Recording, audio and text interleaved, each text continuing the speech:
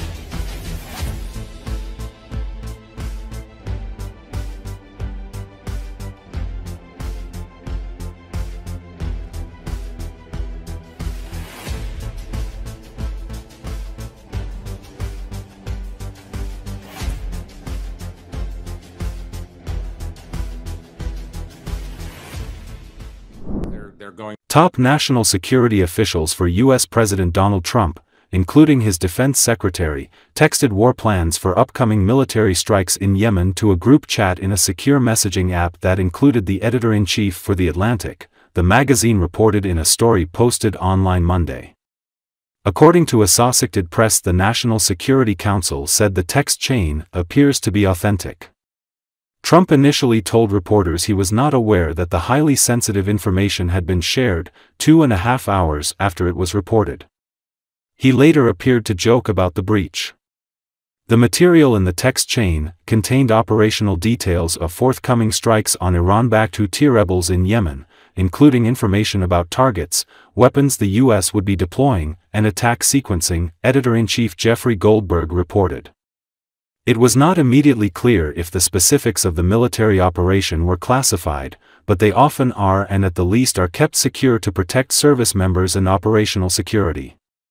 The U.S. has conducted airstrikes against the Houthis since the militant group began targeting commercial and military vessels in the Red Sea in November 2023. Just 2 hours after Goldberg received the details of the attack on March 15, the U.S. began launching a series of airstrikes against Houthi targets in Yemen. The National Security Council said in a statement that it was looking into how a journalist's number was added to the chain in the Signal group chat. In addition to Defense Secretary Pete Hegseth, it included Vice President J.D. Vance, Secretary of State Marco Rubio and Tulsi Gabbard, Trump's Director of National Intelligence. Goldberg said he received the Signal invitation from Mike Waltz, Trump's national security advisor, who was also in the group chat, and that he thought it was a hoax. He eventually concluded that it was real.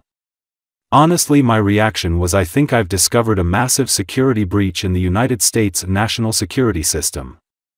Which is to say, it's almost automatically true that if the editor-in-chief of The Atlantic is being given access to this kind of information, weapon systems and packages and timing and weather in Yemen and all kinds of information about sequencing of particular kinds of events, then obviously there is a security breach, Goldberg said.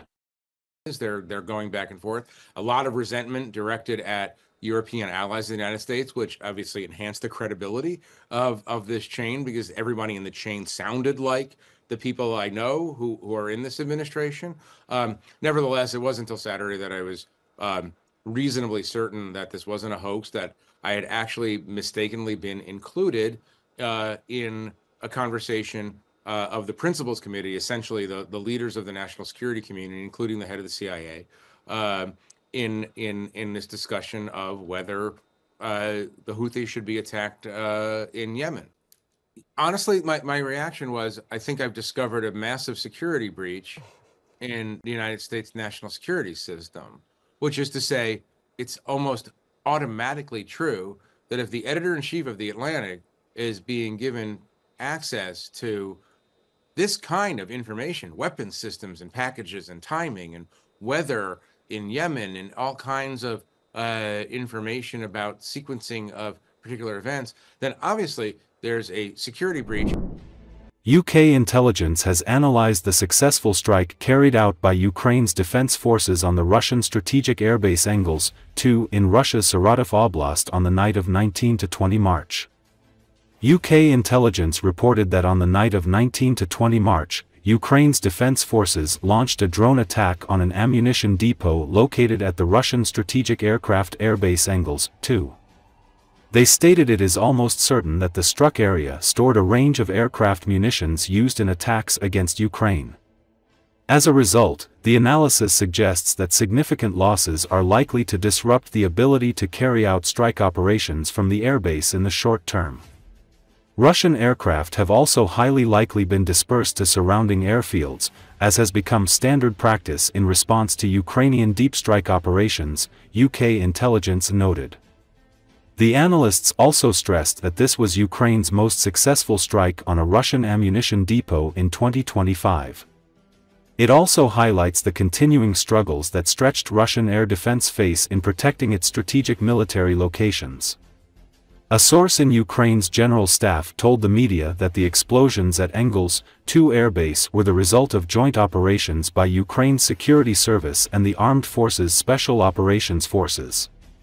The source revealed that the successful drone attack by the SSU and SOF led to a fire, explosions and secondary detonation of munitions near the airbase.